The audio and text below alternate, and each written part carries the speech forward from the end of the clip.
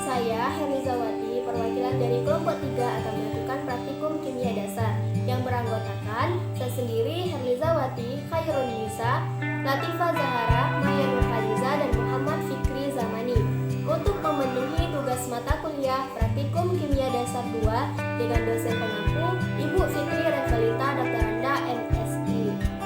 Saya akan melakukan praktikum koloid pelindung. Koloid pelindung adalah koloid yang digunakan untuk melindungi koloid lain sehingga tidak mengalami koagulasi. Koloid pelindung membentuk muatan di sekeliling partikel koloid lain sehingga melindungi muatan koloid tersebut. Alat dan bahan yang digunakan untuk melakukan praktikum ini yaitu 3 buah gelas sampel, sendok, minyak, kecap, susu,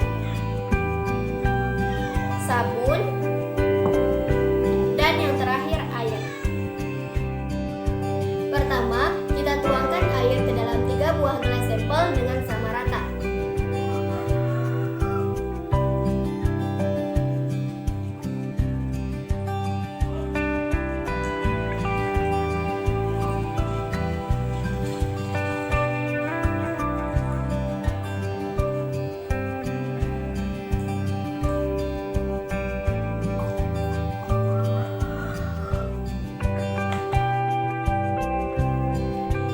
Langkah kedua, kita tuangkan minyak ke dalam 3 buah gelas sampel dengan sama rata.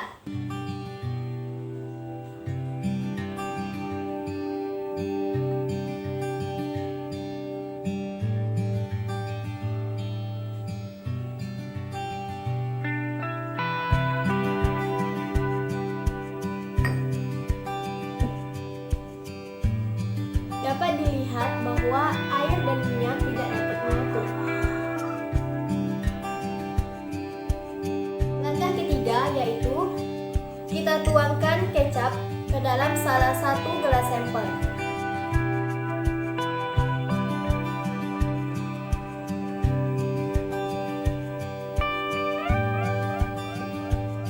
Kemudian kita aduk hingga merata.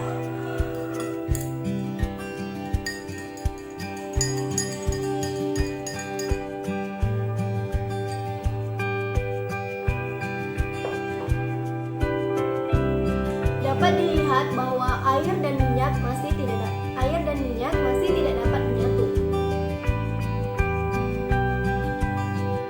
Langkah keempat yaitu kita tuangkan susu ke dalam gelas sampel kedua.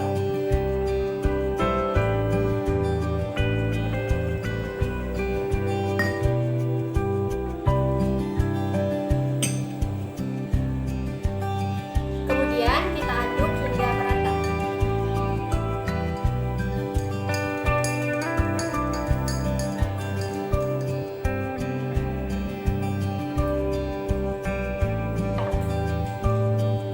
Dapat dilihat bahwa air dan minyak dalam gelas sampel kedua juga tidak dapat menyatu.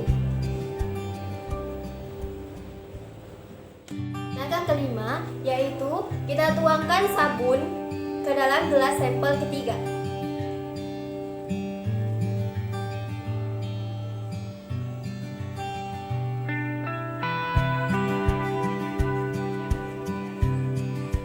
Kemudian kita aduk hingga merata.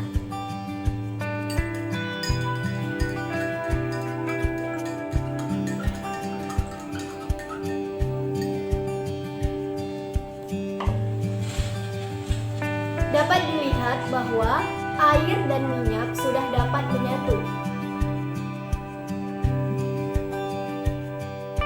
Kesimpulan dari praktikum ini adalah kecap merupakan bukan koloid pelindung karena air dan minyak tidak dapat menyatu. Susu juga bukan merupakan koloid pelindung karena minyak dan air juga tidak dapat menyatu. Sedangkan dalam gelas sampel ketiga, sabun merupakan koloid pelindung karena air dan minyak dapat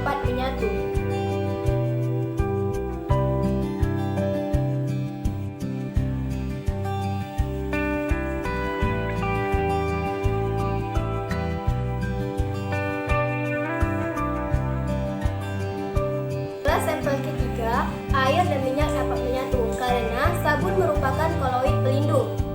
Sabun terdiri dari koloid liofil suka cairan dan koloid liofob benci cairan. Jika dispersinya air terdiri dari dua, yaitu koloid hidrofil suka air dan koloid hidrofob benci air. Sabun merupakan koloid hidrofil. Namun, jika dimasukkan ke dalam air, sabun bersifat koloid asosiasi, yaitu yang terbentuk jika dilarutkan di dalam air. Koloid asosiasi terdiri dari gugus kepala yang bersifat hidrofil dan polar dan gugus ekor yang bersifat hidrofob dan nonpolar. Koloid asosiasi pada sabun dalam air menyebabkannya dapat mengemulsi minyak dan air. Gugus hidrofob akan menarik minyak dan mendispersikannya ke dalam air, sehingga air dan minyak dapat menyatu. Ini saya akan melakukan praktikum sederhana bertemakan kesetimbangan kimia. Kesetimbangan kimia memiliki beberapa karakteristik. Yang pertama, bersifat dinamis. Reaksi akan berjalan terus-menerus dengan dua arah dalam lajur reaksi yang sama. Yang kedua, konsentrasi produk dan konsentrasi reaktan adalah konstan. Yang ketiga, dilakukan dalam sistem yang tertutup.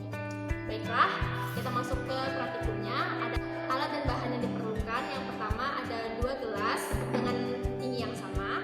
Yang kedua, ada 2 buah lilin yang mana kedua sisinya akan dipotong sehingga membentuk seperti ini. Ketiga, ada korek api.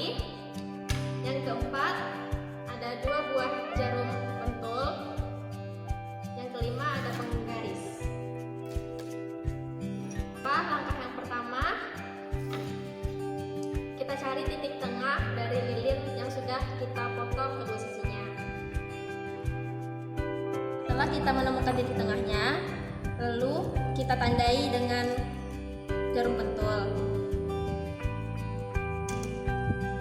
di kedua sisinya.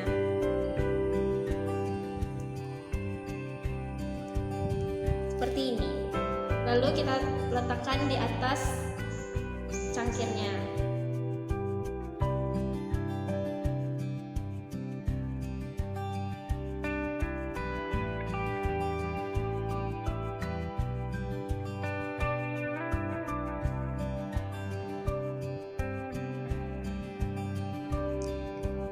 Lalu kita amati apa yang terjadi pada lilin tersebut.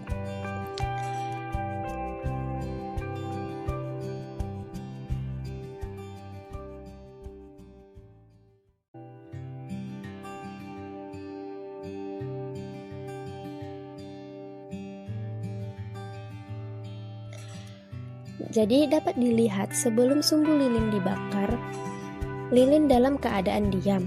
Tapi setelah sumbu dibakar, batang lilin akan meleleh dan menetes sehingga mengurangi masanya. Pada saat salah satu lilinnya terbakar sedang berada di bawah, nyala api akan membuat batangnya terbakar lebih banyak dibandingkan yang berada di atas. Akibatnya, massa lilin yang di bawah lebih cepat berkurang sedangkan lilin yang di atas akan bergerak ke bawah karena gravitasi bumi. Hal yang sama akan terjadi secara berulang-ulang.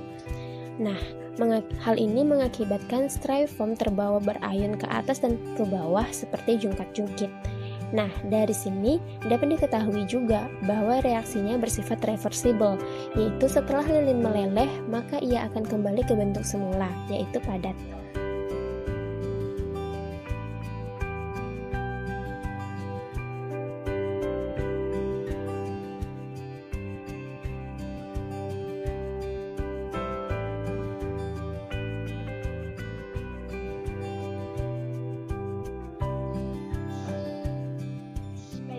Dari praktikum sederhana kali ini dapat kita ambil kesimpulan. Yang pertama, ketika lilin diam atau seimbang, maka gaya resultannya adalah nol.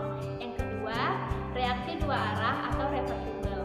Baiklah, sekian praktikum yang dapat dilaksanakan oleh kelompok 3. Saya akhiri. Assalamualaikum warahmatullahi wabarakatuh.